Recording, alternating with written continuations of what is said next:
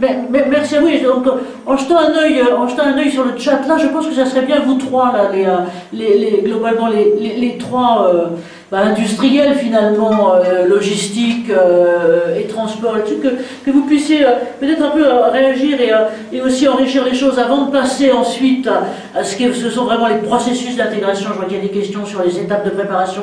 Merci Emma Alexandra Michelin de poser ces questions.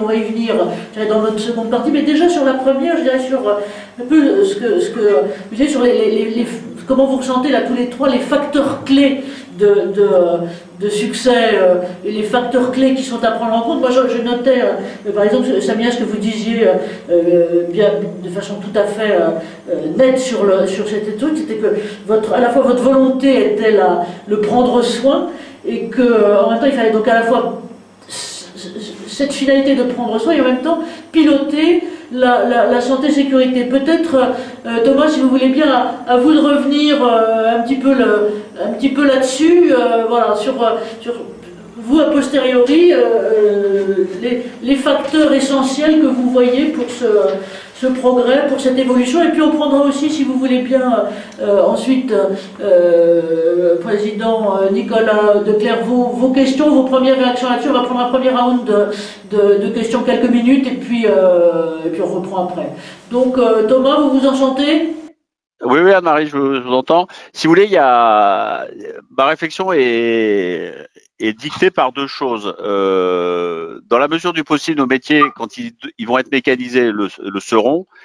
Et l'autre partie qui ne sera pas mécanisée sera toujours fait par des hommes et des femmes. Et c'est là qu'il faut intervenir justement pour leur donner des moyens de travailler dans des bonnes conditions.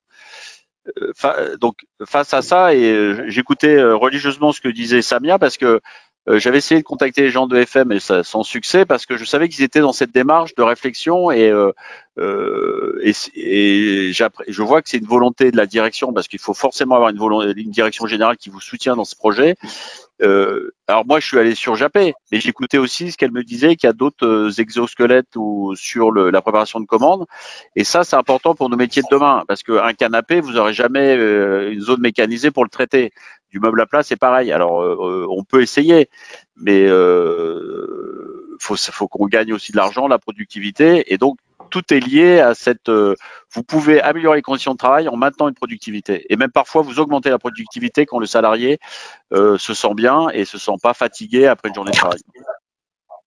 Merci à vous de ce côté-là. Samia, de votre part, et puis après, Nicolas Declercq, si vous voulez bien aussi au titre de votre activité, de votre club blog et de vos adhérents, qui veut bien prendre la parole, Samia ? Oui, moi je veux bien. Je rejoins aussi ce que Lionel disait. Pour moi, pour répondre à votre question, les facteurs clés de succès se situent sur le cadrage du. Et je disais que dans les facteurs. Peut-être, si vous voulez bien, que le président Declercq voilà, nous pose quelques questions là-dessus. Oui, vous m'entendez ? Voilà, là on vous entend. On vous voit pas, on voit trois questions, mais on vous voit pas. Non, une simple remarque sur. Alors moi, je suis dans le domaine du transport aérien, et donc j'imagine tout de suite que c'est un secteur pour voir nos manutentionnaires tous les jours, où on a beaucoup de choses à faire sur le sujet. Donc ça m'ouvre clairement les yeux sur le sujet par rapport à leur métier. D'accord. D'autres actions, Lionel, ou voilà, caméra active. J'essaye de regarder. Lionel, tu veux bien revenir, et puis sinon on va enchaîner sur le processus. Oui. Les questions processus et autres. Oui, sur les points clés, effectivement, je pense que à la fois les fabricants, les distributeurs et maintenant les entreprises, on est tous vigilants à ce que cela se passe le mieux possible pour éviter justement que les exosquelettes dorment dans les placards. Effectivement, il y a un cadrage de démarche qui est hyper important, alors qui peut être fait soit en interne entreprise, soit accompagné par un consultant, par les fabricants ou les distributeurs. Et je crois que ça, c'est très important. Avant de débouler avec des exos dans un secteur pour faire essayer, il y a tout un travail préparatoire. Et ça, c'est vraiment un des points fondamentaux de la démarche. Il y a toute une préparation qui peut prendre du temps, qui nécessite aussi de se familiariser. Moi, je suis de plus en plus sollicité par des entreprises extérieures pour expliquer ce qu'on a mis en place à la SNCF.